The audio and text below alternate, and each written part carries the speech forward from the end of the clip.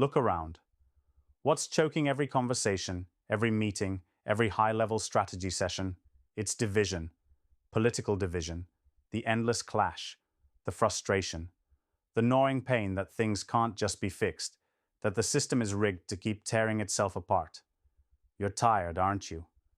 Sick of watching brilliant ideas sink under the weight of tribalism, nationalism, petty borders that make enemies out of neighbors.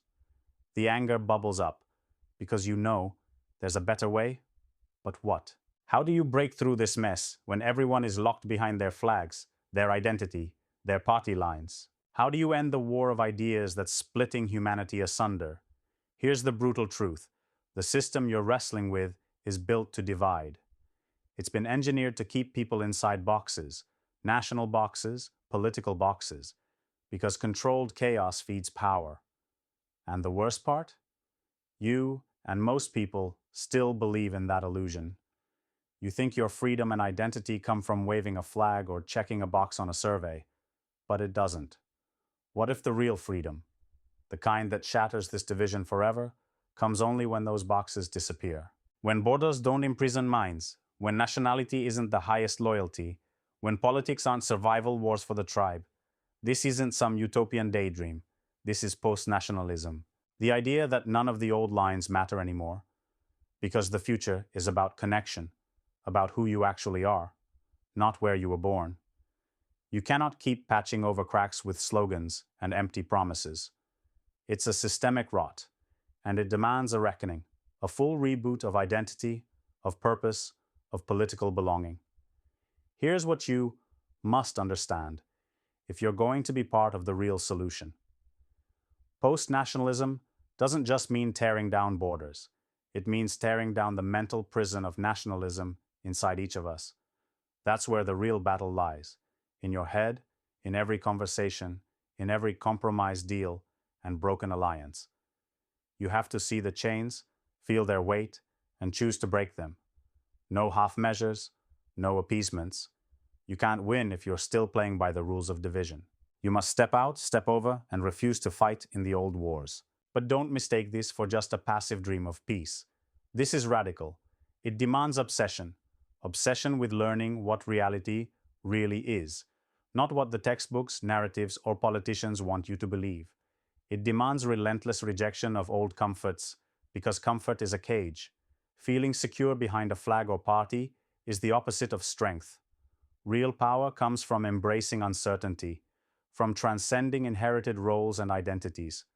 The ones who succeed will be those who stop serving the tribe and start serving their true selves, their vision for a united future where division is an artifact of the past. So here's exactly what to do right now. Stop buying into collective identities as your default. Stop explaining your views through nationality or party. Instead, build your identity around ideas and actions that connect rather than separate. Seek out the few people, the real rare ones, who are done with tribal nonsense and are hungry for genuine collaboration across borders. Not by flipping slogans, but through united projects, ventures, and groundbreaking alliances that can't be boxed in by old divisions. Muster the courage to befriend your so-called opponents, not in token gestures, but by creating real, shared goals that take priority over identities. Second, apply absolute freedom, meaning don't just reject inherited constraints, but invent your own. Don't wait for permission from systems built to hold you down. Find your own role, your unique contribution that breaks the cycle of division, that shatters barriers. Fuse your individuality not into like-minded echo chambers, but into powerful synergies with people wildly different from you. Build cross-border, cross-ideological teams that emphasize ability and results over backgrounds or history. Demand meritocracy fiercely, not as an ideal but as a survival tool, where capital, trust, and power go to the builders of bridges, the creators of unity. Third, embrace diversity with a hunger for growth, not tolerance as a grudging duty. Real freedom is built on the foundation of ferocious respect for differences. It's uncomfortable, yes, that's progress talking.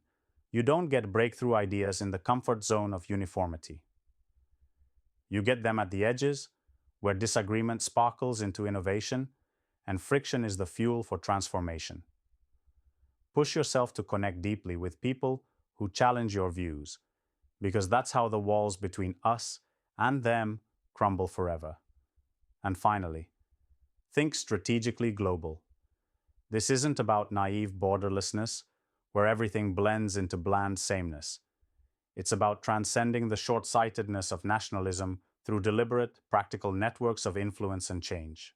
Build systems that operate beyond geography, but are rooted in clear, grounded action. Use capital not as a weapon to protect the status quo, but as an engine to fund impossible projects. Those ideas that reimagine politics and society itself. Force markets and institutions to evolve, to serve the individual's journey of becoming, rather than trapping them in predefined roles. You must become an alchemist of connection, turning those rare sparks of true collaboration into roaring fires that burn the old world away. This is how political division ends, not by negotiation between tribes, but by outrunning tribes, outbuilding tribes, and outthinking tribes. By creating a whole new ecosystem for how humans belong to each other, one that says, we are not defined by the past, but by the direction we choose today, every day. This is a call not for comfort, but for chaos, creative, liberating chaos, where identity is not inherited, but conquered, earned, and chosen. It screams for those who are sick and tired of the endless political deadlock, who feel their potential crushed by the weight of national borders, who see the corruption and mediocrity bred by false systems and want to destroy them from the ground up. Are you one of the few who will stop accepting the world's lies? Who will reject the illusion of security and identity? Who will build post-national networks of power and purpose where political division becomes a relic? If yes, then this path demands everything. Your courage, your vision, your relentless drive to connect, create, and overcome. Because post-nationalism is not a polite invitation. It's a revolution of identity and politics, the only way to end the cycle of division forever. Embrace it, fuel it, live it. The future belongs to those who refuse to be prisoners of the past. Don't just watch history. Become the force that reshapes it.